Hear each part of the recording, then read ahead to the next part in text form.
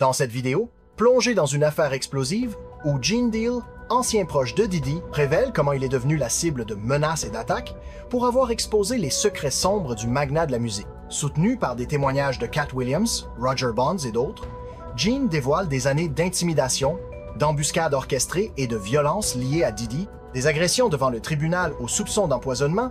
Cette enquête choc met en lumière les efforts de Diddy pour faire taire ceux qui osent parler. Accrochez-vous car les révélations ne font que commencer. Ce type voulait ma mort bien avant que je ne sois sur YouTube. Je ne suis pas le genre de personne qu'on peut approcher comme ça. Écoute, personne ne me dit ce que je dois faire. Si tu tentes quoi que ce soit contre moi, je te mets KO. Point final.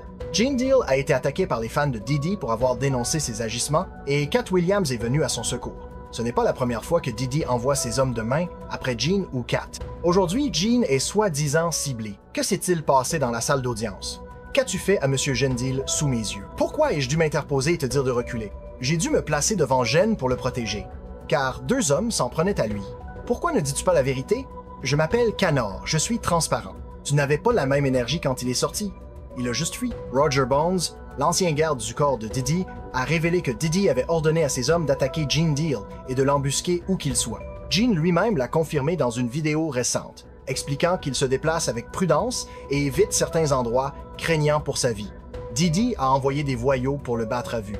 Il n'a pas donné cet ordre à la police ou aux agents de correction, mais à des hommes de la rue ayant un passé trouble. Gene a déclaré qu'il ne se laissera pas intimider. Je n'ai pas pris de raclée depuis que le docteur m'a donné une fessée à la naissance. Je ne sais même plus ce que c'est. En réalité, la vérité pourrait être encore plus grave. Diddy ne veut pas seulement faire du mal à Gene, il veut que les rues le craignent, utilisant Gene comme exemple. Mais Gene n'a pas peur et affirme pouvoir se défendre. Il a dit « Si Diddy veut un combat, il l'aura ». Il a aussi raconté un incident où un homme l'a approché de manière menaçante, l'accusant de vouloir le faire tomber. Gene a réagi en le mettant en garde « Je ne suis pas ce genre de mec. Si tu tentes quelque chose, je te mets à terre ». Il insiste sur le fait qu'il ne cherche pas la gloire, mais qu'il faut respecter les hommes comme lui. Gene savait que cela arriverait depuis des années. Diddy lui avait demandé de se taire, et des proches de Diddy l'ont contacté pour qu'il cesse de révéler ses secrets. Ces menaces ne sont pas vides. Hollywood ne reste pas passif quand on expose ses élites. Katt Williams, par exemple, a vu ses enfants lui être enlevés après avoir parlé. Il dormait même avec un gilet pare-balles. Roger Bonds a ajouté que Diddy traque Gene depuis 2008 car ce dernier dénonçait ses agissements, y compris ses mauvais traitements envers les femmes et ses relations ambiguës, bien avant l'enquête du FBI. Une autre créatrice de contenu, Tisa Tells, a également été attaquée par les fans de Diddy devant le tribunal. Ses supporters l'ont menacée de mort, l'accusant de travailler pour les autorités. Les policiers présents n'ont rien fait pour arrêter les agresseurs.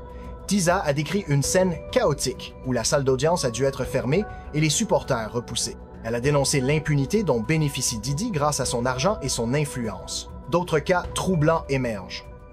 Jamie Foxx aurait été empoisonné par Diddy, puis attaqué après avoir révélé l'incident. Il a eu besoin de points de suture après une altercation avec un supporter de Diddy. Kef D, accusé d'avoir tué Tupac Shakur sur ordre de Diddy, a aussi été attaqué en prison après avoir impliqué Diddy.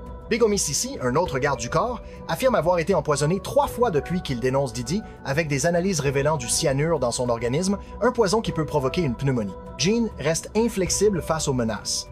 Il sait que Diddy a tenté de le faire taire, même en prison, via des proches comme Kirk Burroughs, qui lui ont transmis des messages d'intimidation. Gene refuse de se plier. « Je n'ai rien à dire à Diddy.